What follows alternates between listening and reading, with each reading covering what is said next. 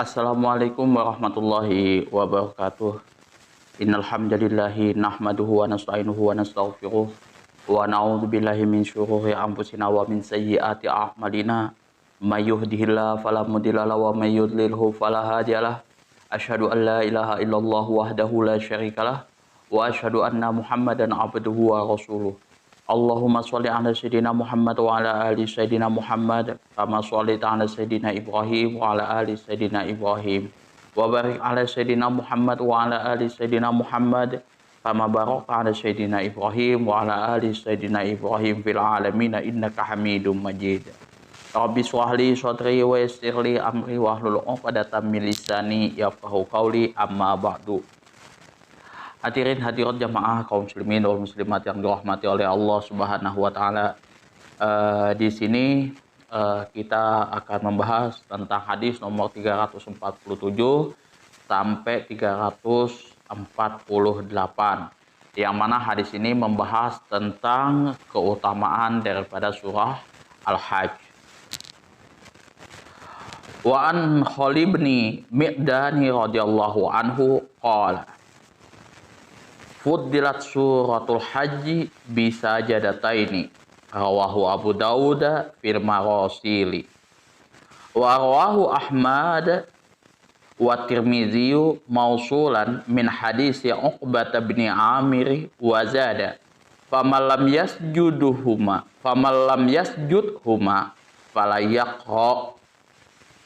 fala yaqra'uha wa sanaduhu dhaifun. Wa an Khalid bin Mi'dan radhiyallahu anhu qala, dari Khalid bin Mi'dan radhiyallahu anhu, semoga Allah meridhoi atas beliau, qala, telah berkata, fudilat suratul haji, surah Al-Hajj itu mempunyai kelebihan bisa jadataini dengan dua sujud. Rawahu Abu Dawud, hadis ini diriwayatkan oleh Imam Abu Dawud fil Marasil, di dalam kitab Marasil. Kemudian hadis nomor 348, wa rawahu Ahmad wa Tirmizi mausulan, yang mana ditambahkan oleh Imam Ahmad dan Tirmizi mausulan, secara mausul, min hadisin, dari hadis Uqbah bin Amir, dari hadis Uqbah bin Amir, wazada, dan di sini beliau menambahkan di dalamnya faman lam yasjudhuma fala yaqra'uha wa sanaduhu dhaifun, yang mana barang siapa yang tidak sujud, barang siapa yang tidak melakukan sujud tilawah, nah, pada keduanya, nih, fala yaqra'uha, maka tidak usah membacanya. Wa sanaduhu dhaifun, hadis ini sanadnya dhaif. Jadi misalkan di surah Al-Hajj itu kan ada terdapat dua ayat sajadah, ya, dua ayat sujud, ya, seperti itu. Nah,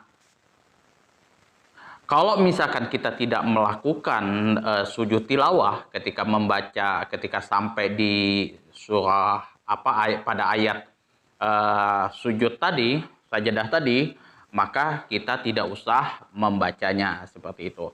Hadis ini sanadnya dhaif. Jadi yang pertama itu, kelebihan daripada surat Al-Hajj itu terdapat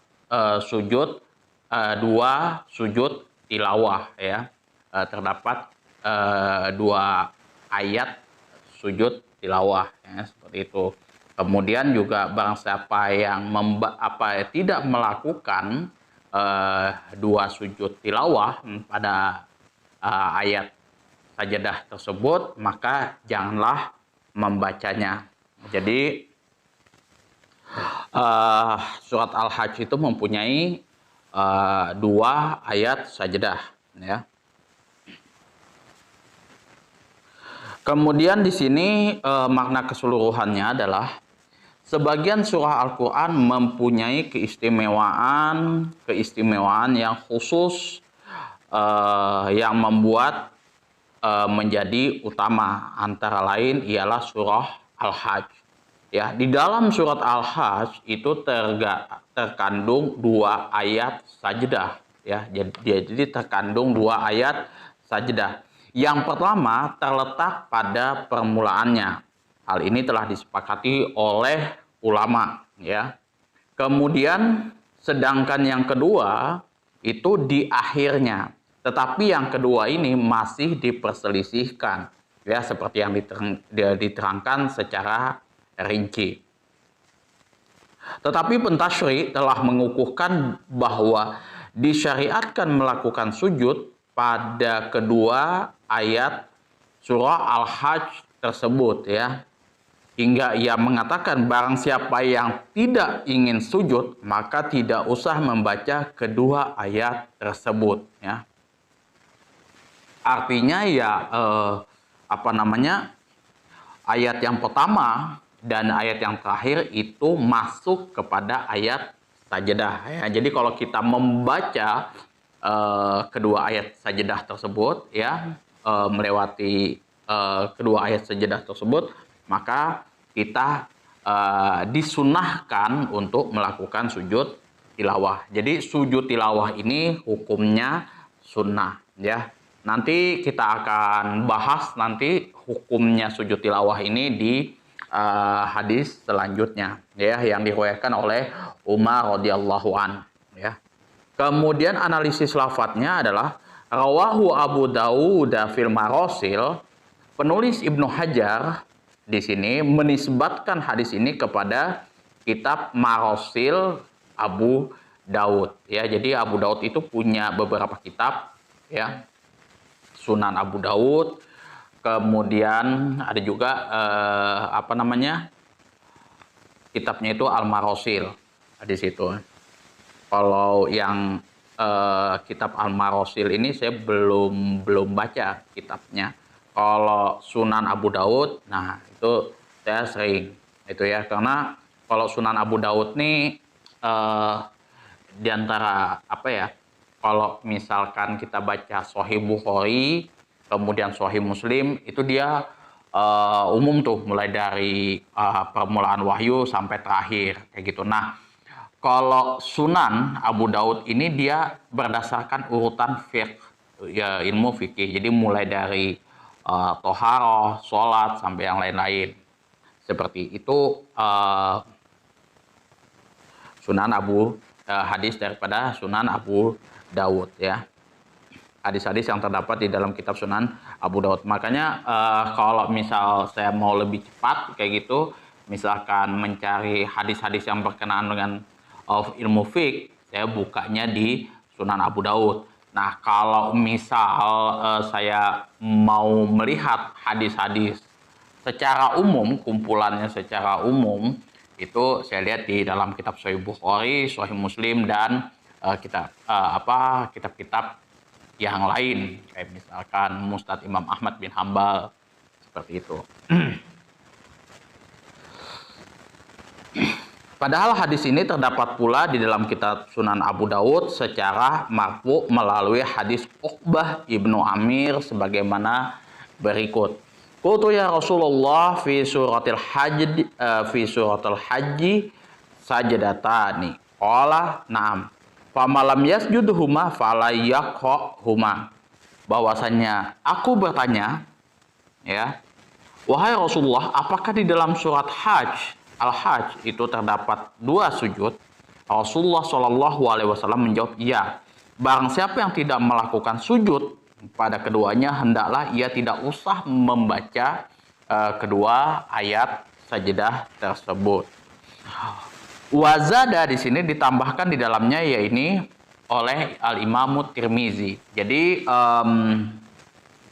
wazada ini tambahannya famalam yasjuduhuma falayaqahuma ini ditambahkan oleh Al-Imam At-Tirmizi di sini, ya. Sanaduhu dhaifun, sanad hadis ini berpredikat dhaif karena di dalamnya terdapat Abu Luhai'ah, ya. Abu Hulai'ah ini ia menyendiri dengan hadis ini ya. Dia ya menyendiri aja dengan hadis ini. Apa ya? Kalau dalam ilmu hadisnya dia gharib ya.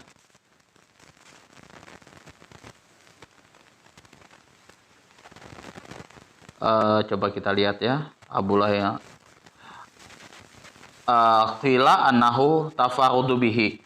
Jadi dia menyendiri, mufarid ya, menyendiri. Jadi menyendiri itu artinya gini, misalkan nih kita apa ya, menyampaikan berita kayak gitu. Nah, atau menerima suatu berita kayak gitu. Misalkan Deddy Corbuzier masuk Islam kayak gitu kan. Ini kita simpelnya seperti itu. Nah, kita cek satu orang ya, satu orang masuk Islam, oke, satu orang masuk Islam, satu orang. Nah, ada satu nih sendirian, dia bilang enggak tuh, belum ada. Nah, ini nih yang dikatakan menyendiri seperti itu, tafarud. Atau misalkan nanti kita camping di di Gunung Semeru kayak gitu. Ini sudah kompak semua dari sekolah ya, kita camping di Gunung Semeru, persiapan nanti di di camp di camp nomor 1 kayak gitu. Nah, tahu-tahu si teman satu ini dia bilang kita kemahnya di Gunung Lau lah, katakan seperti itu. Di camp yang dia sendiri nih yang mengatakan seperti itu, sedangkan yang lain ya sesuai dengan apa yang disampaikan oleh gurunya. Nah, itu yang dinamakan menyendiri ya. Fikih hadisnya adalah keutamaan surah Al-Hajj adalah di dalamnya terkandung 2 ayat sajdah ya, terkandung di dalamnya 2 ayat sajdah, 2 pengukuhan tentang disyariatkannya sujud dalam 2 ayat surah Al-Hajj ya. Jadi pengukuhan tentang disyariatkannya sujud dalam 2 ayat surah Al-Hajj. Nah, yang ketiga, tidak usah membaca 2 ayat sajadah bagi orang yang tidak mau melakukan sujud tilawah pada saat membaca kedua ayat sajadah tersebut ya. Jadi kalau kita tidak mau sujud tilawah, ya nggak usah kita baca surah Al-Hajj tersebut seperti itu. Yang keempat, ditetapkan bahwa sebagian dari Al-Quran mempunyai keutamaan yang lebih di atas sebagian yang lain. Jadi surah Al-Fatihah mempunyai keutamaan, surah Al-Baqarah mempunyai keutamaan tersendiri, kemudian surah yang lain sampai surah An-Nas, Al-Ikhlas, dan lain sebagainya, seperti itu ya. Kemudian perawi hadisnya di sini Khalid ibnu Ma'dan As-Sami Al-Khalai. Nah, nama julukannya ialah Abu Abdullah, seorang tabi'in dari kalangan penduduk kota Himsa. Jadi beliau ini bukan dari kalangan sahabat, tapi kalangan tabi'in. Ia termasuk salah seorang ulama negeri Syam yang menyandang predikat thiqah. Ya, thiqah ini artinya ya dia memang betul-betul terpercaya kayak gitu ya. Ia wafat pada tahun 104 Hijriah ya. Jadi kalau orang thiqah itu terpercaya, itu daya tangkapnya kuat, kemudian apalagi dia tidak berbohong dan lain sebagainya. Ada beberapa kategori orang menyandang gelar thiqah seperti itu. Kalau saya nggak masuk kalau gelar thiqah, karena jujur aja saya menangkap perintah daripada bos saya itu lambat, nangkap, kadang juga meleset kayak gitu. Itu sudah, kalau orang daya ingatnya lemah, kemudian dan cenderung juga apa yang diperintahkan meleset daripada apa yang dilakukan, itu sudah predikat orang tersebut dhaif ya. Gitu. Jadi apa ya, kalau kita menerima suatu berita apapun itu, terutama yang sekarang itu di sosial media, ingat kita lihat yang menyampaikan berita itu ya, yang menyampaikan narasi tersebut predikat orangnya seperti apa kayak gitu. Kalau misalkan dia suka sebar hoax dan segala macam, yang mana narasumbernya apa, sumber-sumber yang dia apa yang sumber-sumber yang diambil memang tidak kredibel seperti itu, ya sudah nggak usah dipercaya seperti itu. Apalagi ya memang dia ini sudah beberapa kali sudah melakukan hal seperti itu. Itu kalau saya seperti itu. Kalau apa ya? Kalau saya itu menilai apa namanya, sesuatu yang ada di sosial media ya sesuai dengan apa yang ulama-ulama hadis lakukan seperti itu. Gitu.